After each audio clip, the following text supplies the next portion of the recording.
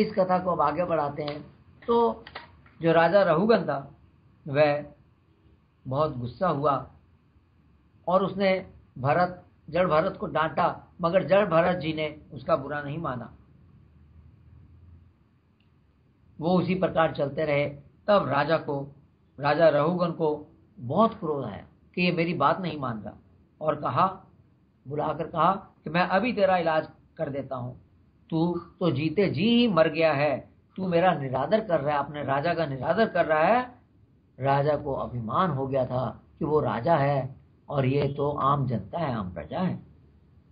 तब जड़ भरत जी बोले, ये बात बहुत ध्यान से समझने की है जो भरत जी ने राजा को कहा।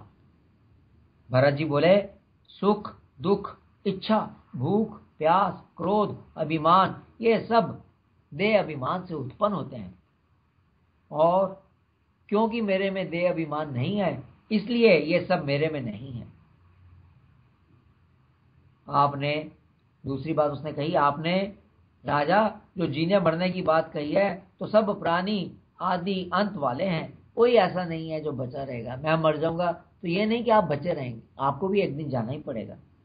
तीसरी बात भरत जी कहते हैं कि जहां तक आज्ञा पालन की बात है तो ये नियम वहीं लागू होता है जहां स्वामी और सेवक भाव स्थिर हो। परमार्थ की दृष्टि से देखा जाए तो किसे स्वामी कह सकते हैं और किसे सेवक, क्योंकि प्रभु ही सबके स्वामी हैं। फिर भी अगर आपको अपने स्वामित्व का अभिमान है तो कहो, मैं आपकी क्या सेवा करूं, मैं जड़ के समान अपनी ही आत्मा में स्थित रहता हूं।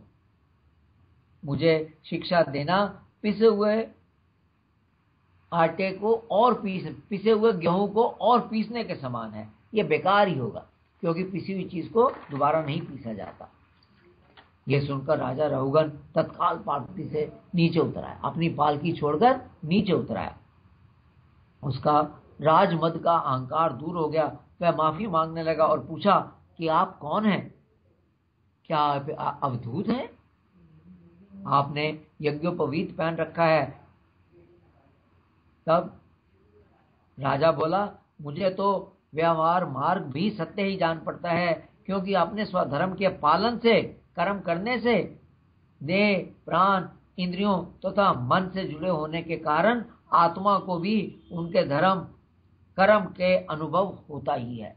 अर्थात अगर हम अपना स्वधर्म का पालन करेंगे, ठीक तरीके से पालन करेंगे, तो आत्मा भी उसको महसूस करती है। जहां तक दंड देने की बात है तो राजा रहुगन बोला कि राजा का धर्म आचरण करना भगवान की सेवा है, अतः वह दंड दे सकता है।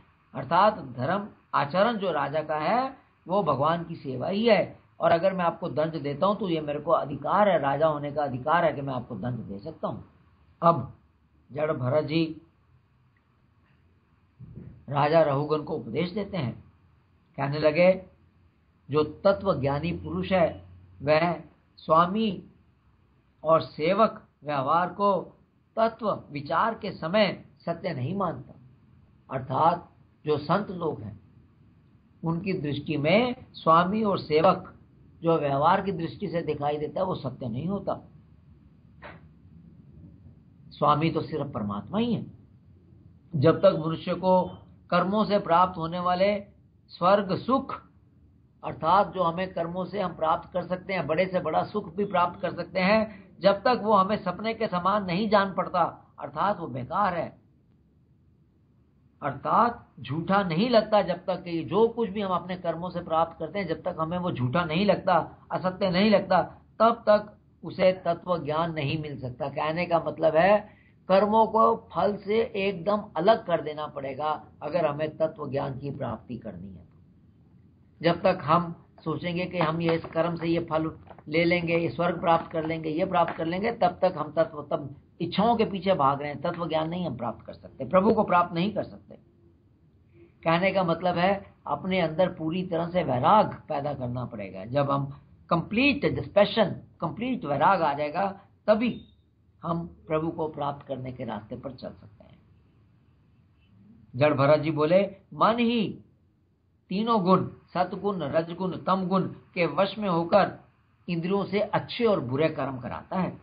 यह मन संसार चक्र में डालने वाला है। यही देह के अभिमानी जीव से मिलकर उसे प्रारब्ध से प्राप्त सुख, दुख और मोह को महसूस कराता है। तो हम कैसे महसूस करते हैं?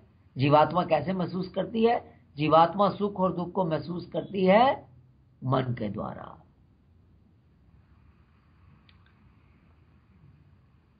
जो आदमी से शुभ और अशुभ कर्म कराता है, मन ही 3 गुणों से मिलकर अधम संसार का कारण है। तो ये जो नीच संसार है, ये हमें कैसे मिला? मन ही इसका कारण है। तथा गुणातीत होने पर मोक्ष पद का कारण भी ये बनता है। विषयों से आसक्त मन जीव को संसार में डालता है, और जो इनसे हट गया वो मोक्ष प्राप्ति करता है। मन की सत्ता जीव आत्मा से ही है, हालांकि दोनों में कोई संबंध नहीं है। मन प्रायः संसार बंधन में डालने वाले कर्मों में ही लगा रहता है, हमें उसी तरफ लेकर जाता है। जैसा हमने ध्रुव की कथा में देखा कि जो प्रिय लगने वाले कर्म है उस तरफ हमें वो लेकर जाता है, श्रेय कर्मों की तरफ नहीं लेकर जाता। जीवात्मा सिर्फ मन की वृत्तियों का साक्षी है। जब तक मनुष्य माया को त्याग कर काम, क्रोध आदि ये 6 शत्रुओं को जीतकर ज्ञान द्वारा आत्म तत्व नहीं जान लेता, तथा जब तक मनुष्य मन को संसार दुख का कारण नहीं समझता, तब तक वह इस लोक में भटकता रहता है।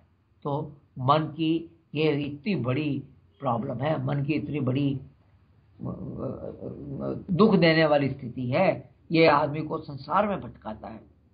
विवेक द्वारा ही तथा श्री हरि की भक्ति से मन को जीता जा सकता है। तो मन को जीतना बहुत जरूरी है। विवेक द्वारा, श्री हरि की भक्ति द्वारा मन स्वयं तो झूठ है, परंतु इसने जीव को जकड़ रखा।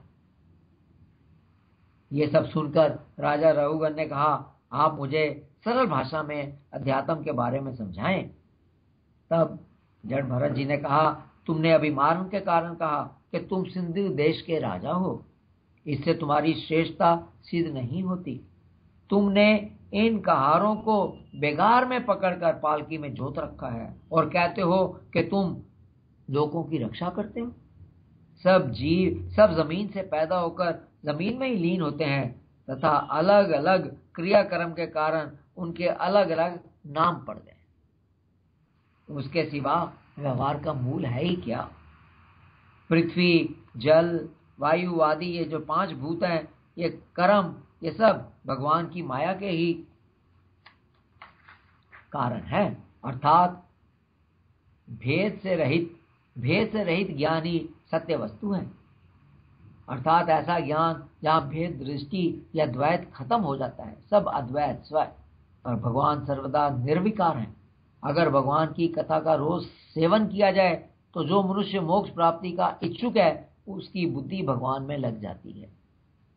फिर जड़ भरत जी उसे अपना पास्ट अर्थात भूत बताते हैं कि वह भरत नाम के राजा थे और किस प्रकार वो फिर मृग योनि में चले गए, आसक्ति के कारण मृग बनना पड़ा, और अब इसके बाद वो आसक्ति के डर से असंग भाव से विचरते हैं। विरक्ति से मोह बंधन को काट देना चाहिए।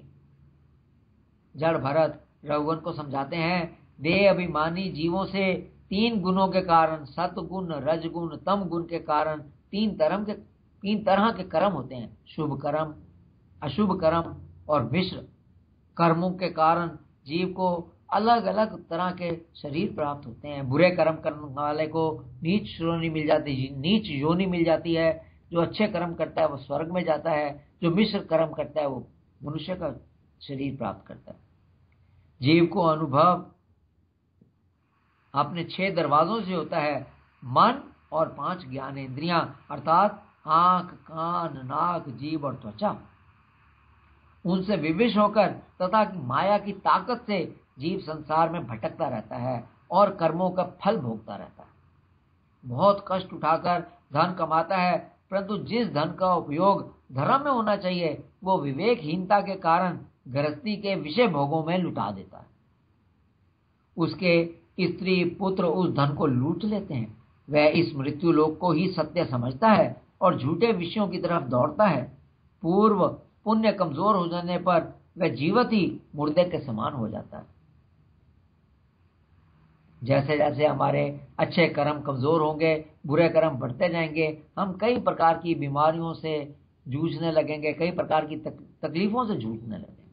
हमें हमारे अपने छोड़ जाएंगे, धन छीन जाएगा और आखिर में शरीर भी कष्टों और रोगों में पड़ जाएगा।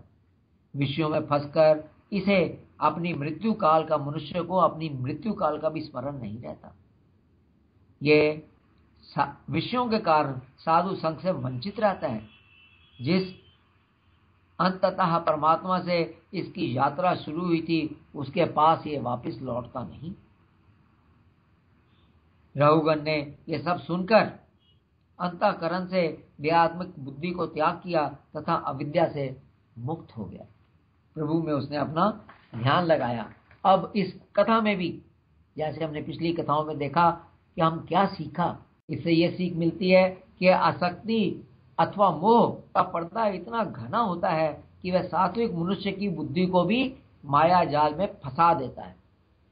यही राजा भरत के साथ हुआ। जैसे किसी मनुष्य के अंत के समय में विचार होते हैं, वैसे उसे नए शरीर की प्राप्ति होती है। हिरण की आसक्ति के कारण राजा भरत को अगले जन्म में हिरण का शरीर मिला। इसलिए हमारे शास्त्रों में कहा गया है कि हमें निरंतर प्रभु से जुड़े रहना चाहिए तथा किसी भी वस्तु से आसक्त होकर उसका ध्यान नहीं करना चाहिए। सिवाय प्रभु के हमारा ध्यान कहीं और नहीं पड़ना चाहिए। हमारे अच्छे कर्म हमें अपना अच्छा फल जरूर देते हैं, चाहे वो देर से ही क्यों ना मिले। इसलिए अच्छे कर्मों में लगे रहना चाहिए।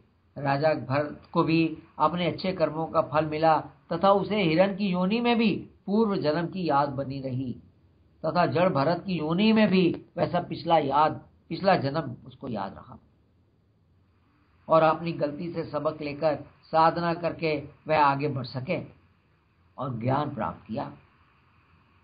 साधना में आगे बढ़ने के लिए मन पर नियंत्रण बहुत जरूरी है। संसार के प्रति विरक्ति, विषयों के प्रति विरक्ति और प्रभु के प्रति प्रेम भक्ति, यही हमें आगे ले जाते हैं, प्रभु के पास ले जाते हैं। इस कथा को हम यहाँ पर समाप्त करते हैं।